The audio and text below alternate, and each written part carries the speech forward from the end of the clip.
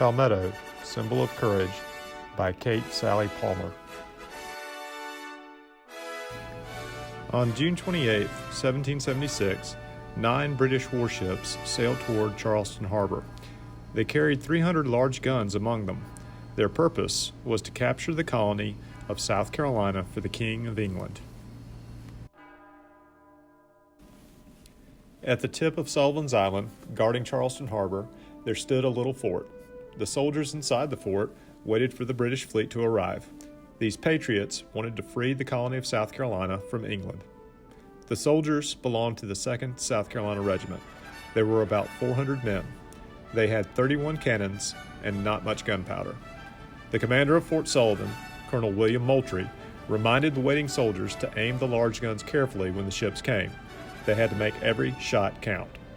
One of Moultrie's officers that day was Francis Marion, who would later become famous as the Swamp Fox. All the men had worked hard to build the fort. They didn't have much time, so they had to use materials they found on the island. Palmetto trees grow abundantly on South Carolina's sea islands. They have smooth, spongy trunks and fan-shaped leaves. The men also found lots of beach sand and marsh mud. The builders fastened palmetto logs into 2 walls, an outer wall and an inner wall. These walls were 10 feet tall. Between the logs, they packed 16 feet of marsh mud to make the fort walls 10 feet high and 16 feet wide.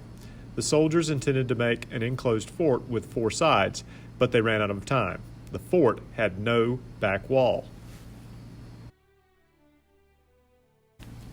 When General Charles Lee, commander of the Southern Continental Army, saw the fort, he was horrified.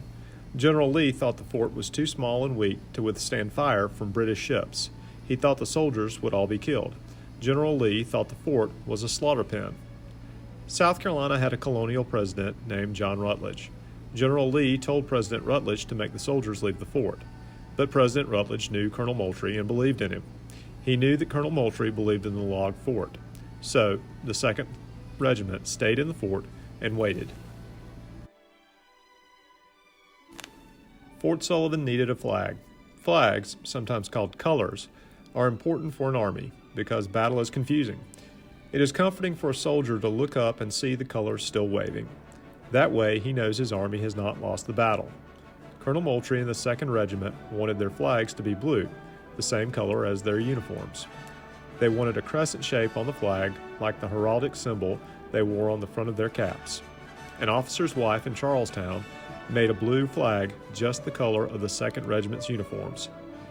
In the corner, she put a white crescent shape. When the enemy ships arrived, English battle flags flew proudly from their tall masts. Everywhere the soldiers looked, they saw white sails, tall masts, and many, many cannons. Cannons pointed from the sides of each ship. The fleet of ships anchored very close to Fort Sullivan. The time of waiting was over. When the ship's cannons fired, all at once from the side of a ship, smoke and fire rose so heavily that the ship itself seemed to disappear. This cannon fire was called a broadside. South Carolina patriots in Fort Sullivan saw and heard the ship's cannonballs, but instead of knocking down the fort's walls, most of the cannonballs sank harmlessly into the soft, spongy palmetto logs. The only ones that hurt the soldiers were the ones that flew over the walls. A few soldiers were killed or wounded that way. After each broadside, soldiers waited for the smoke and fire to clear away. Then they took careful aim, hitting their targets again and again. They damaged the British ships with almost every shot. Once, during the battle, a cannonball broke the flagstaff holding the new flag. The flag fell to the ground outside the walls of the fort. Yelling, "Don't let us fight without our colors," Sergeant William Jasper leaped from the fort, and in full view of enemy guns, he ran to the fallen flag and saved it. Running as fast as he could, he carried it back to the fort, where cheering soldiers pulled him back up. Jasper attached the broken flagstaff to a cannon sponger and shoved it back on the rampart where it belonged. Once again, the blue flag with the white crescent shape waved proudly over the brave patriots of South Carolina. As the battle raged on, the Patriots ran out of gunpowder. Boats from Charlestown were bringing more powder and supplies. Colonel Moultrie sent Francis Marion and other soldiers to pick up the supplies they needed. While they waited, the soldiers in the fort sat down and ate their lunches and smoked their pipes. The British hoped they were defeated and deserting their posts, but they learned differently when the fort's cannons began to shoot again. Finally, the British had to admit defeat. Too many of their sailors and officers had been killed or wounded, and their ships had been damaged very badly. But the little log fort was still there. The ships left while they could still sail. As the defeated ships drifted helplessly, citizens of Charlestown got into boats and rafts. They crossed the harbor to salute the soldiers at Fort Sullivan. Dignitaries reviewed the 2nd Regiment assembled outside the battered fort. The fort received a new name. The Charlestown dignitaries quickly began to call it Fort Moultrie, in honor of the commander who believed in the 2nd Regiment's log fort. President John Rutledge presented his own sword to Sergeant William Jasper, the man who saved the flag. A week after the battle at Sullivan's Island, the Continental Congress in Philadelphia unanimously adopted the Declaration of Independence, stating that the American colonies would become the United States of America. It was the 4th of July. News of the victory at Sullivan's Island had reached the Continental Congress. Several leaders of our new country praised the 2nd Regiment of South Carolina for their success.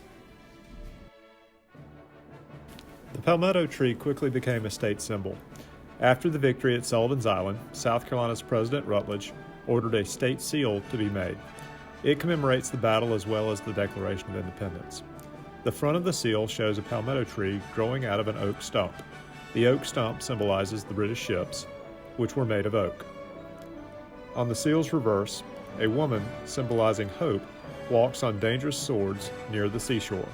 The Latin words Dum Spiro Spero appear at the top. This is South Carolina's state motto. It means, while I breathe, I hope. That is why a white palmetto tree holds a place of honor in the center of South Carolina's blue state flag. A white crescent shape, slightly tilted now, still appears in the upper left corner of the flag to honor the brave 2nd Regiment who won the battle at Sullivan's Island so many years ago. Today, South Carolina's state flag is one of the most beautiful and recognizable such flags in the entire United States. The log fort isn't there anymore, but you can visit Fort Moultrie. It is now a national park at the tip of Sullivan's Island, just across from Charleston Harbor.